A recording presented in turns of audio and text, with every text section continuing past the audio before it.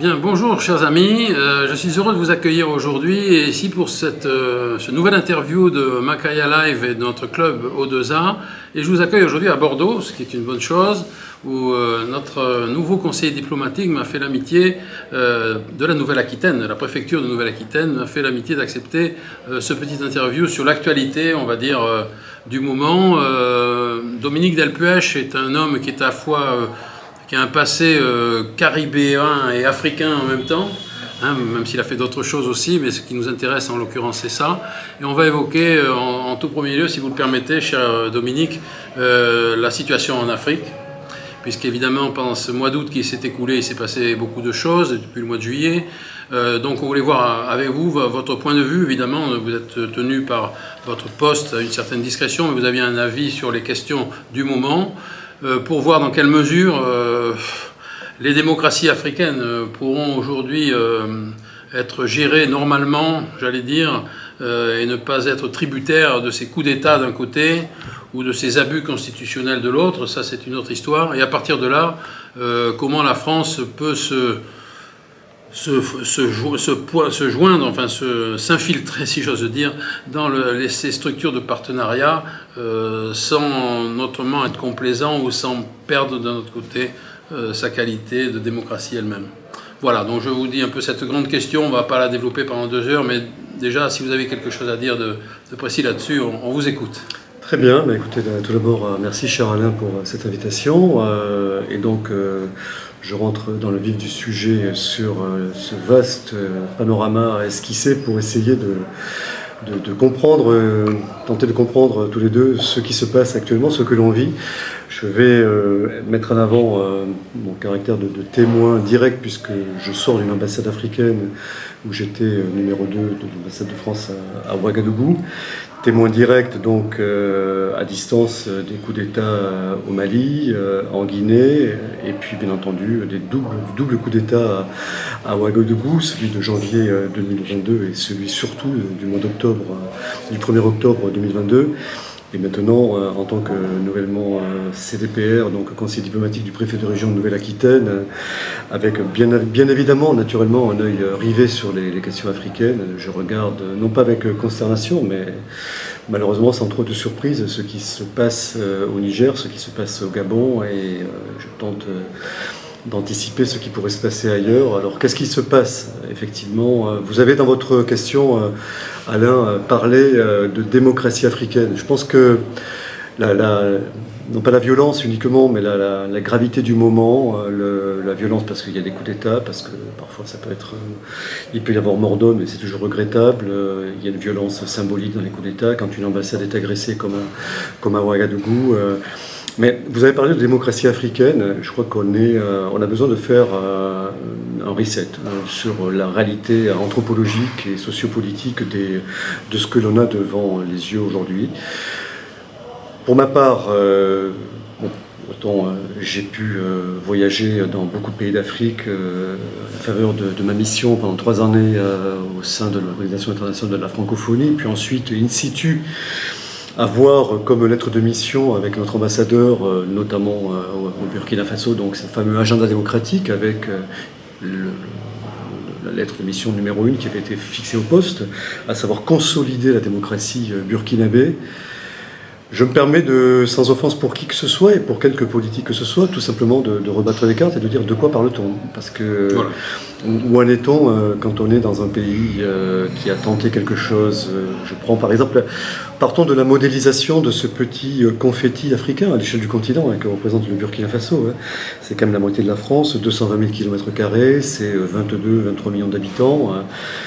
Quand, quelques années après les indépendances, Thomas Sankara essaye quelque chose, il essaye quelque chose dans un pays de 8 millions d'habitants, avec de la pauvreté, de l'extrême pauvreté, avec un développement économique proche de zéro.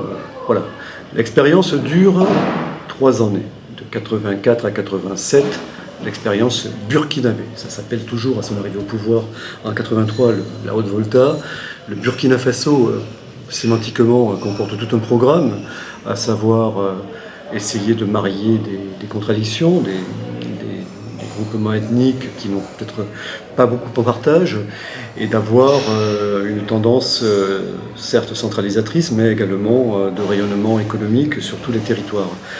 Encore une fois, ça ne dure que 3 ans. Et puis ensuite, il y a un glacis de 30 années, de 30 années de compaorisme.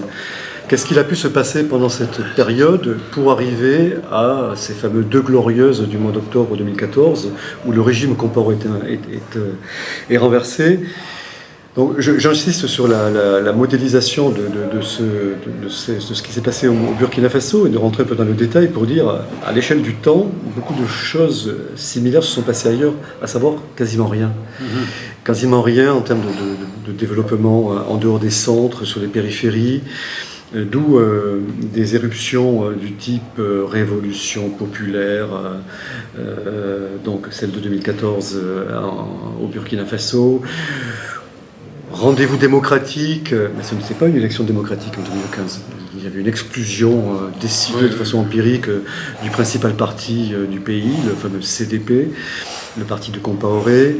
Et puis arrive le temps politique français de 2017 où nous invitons au Burkina Faso pour parler à toute l'Afrique. Le président Macron faisant son discours de Ouagadougou devant les universitaires de la place. Et donc on a acté qu'il y avait quelque chose peut-être qui n'existait pas.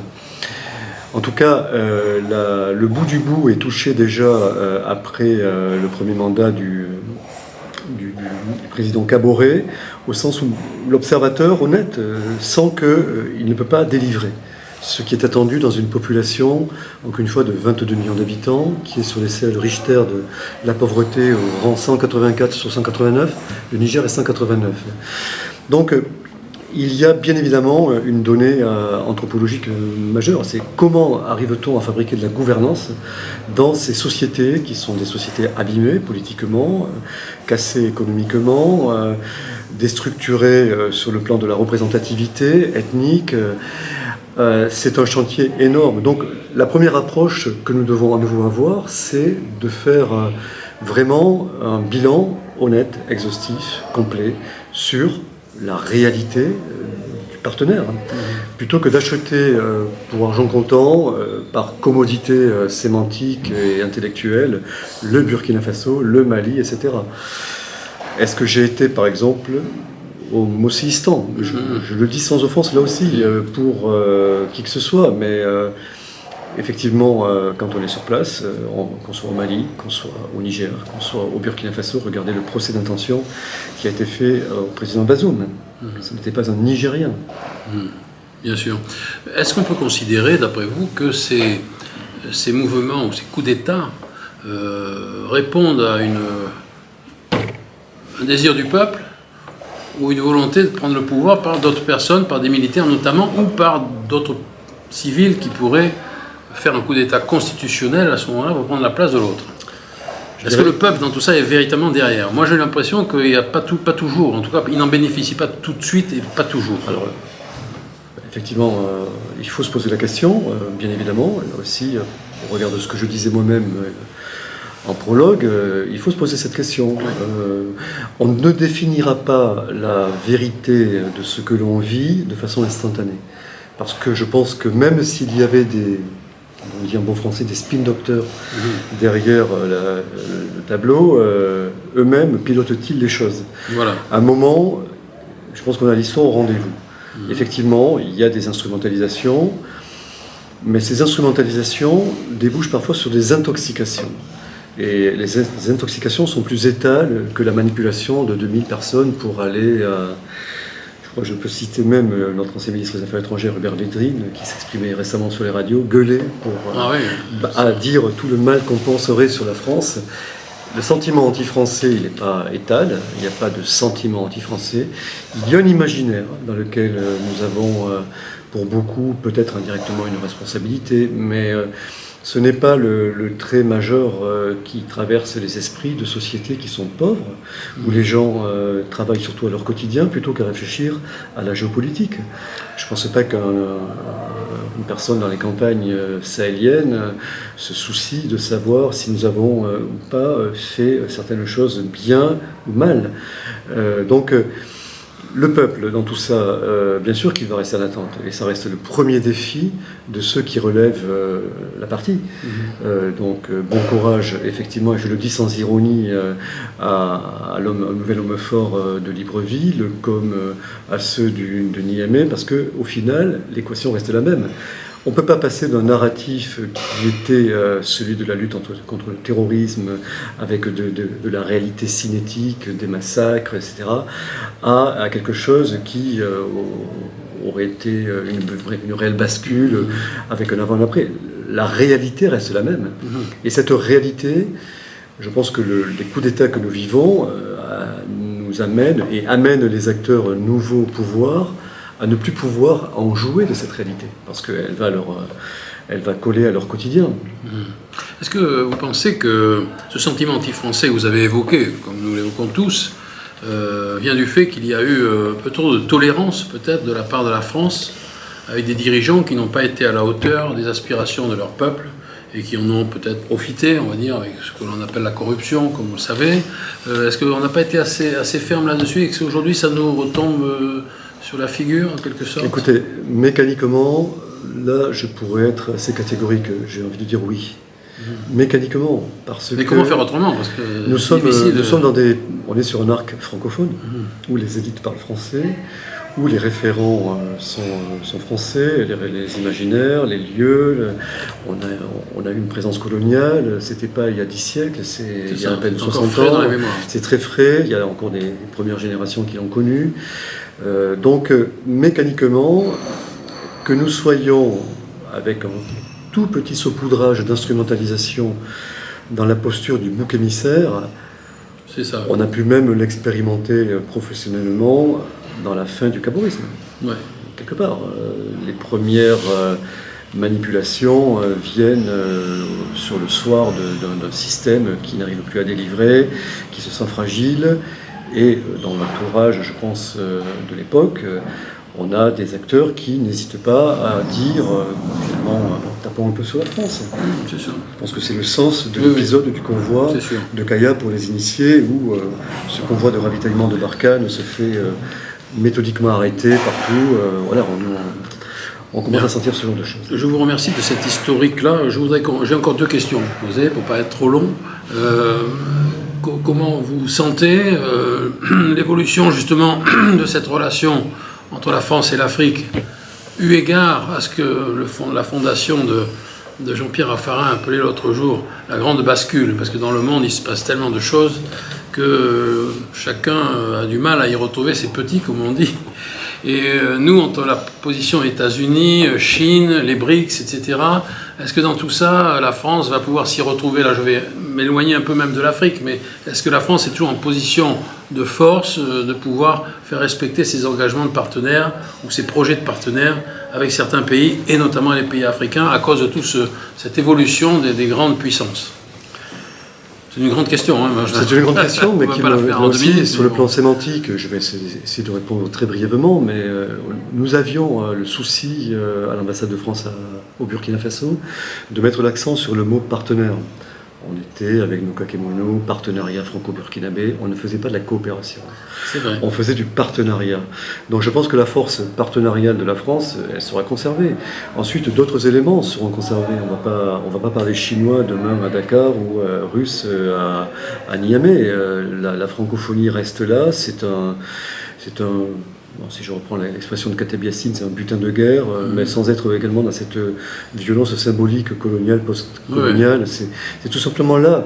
On peut considérer que chacun a ses spécialités, alors, dans les partenariats, voilà, mais moi je pense que nous avons pas une longueur d'avance, mais une valeur ajoutée indéniable. Oui. C'est que nous avons bien entendu forgé tout un ensemble d'institutions, les universités, et il y a une mémoire de tout cela qui ne peut pas disparaître, ou alors c'est le grand bond en arrière. Absolument. Donc on va passer, et nous sommes en train de le vivre, et ce n'est peut-être pas fini, et ce n'est sûrement pas fini.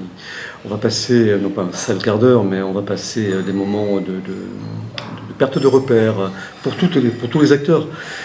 Ensuite, il faudra bien qu'il y ait un temps de la recomposition. Et ce ne seront pas des équilibres avec un tube qui descend et un autre qui remonte, au sens où, encore une fois, bon courage pour attaquer les vrais défis de ces sociétés, qui sont d'abord le vivre ensemble, ne pas se tuer entre soi, la fameuse lutte contre le terrorisme, qui sont la lutte contre la pauvreté, le développement économique, les connexions, les réseaux.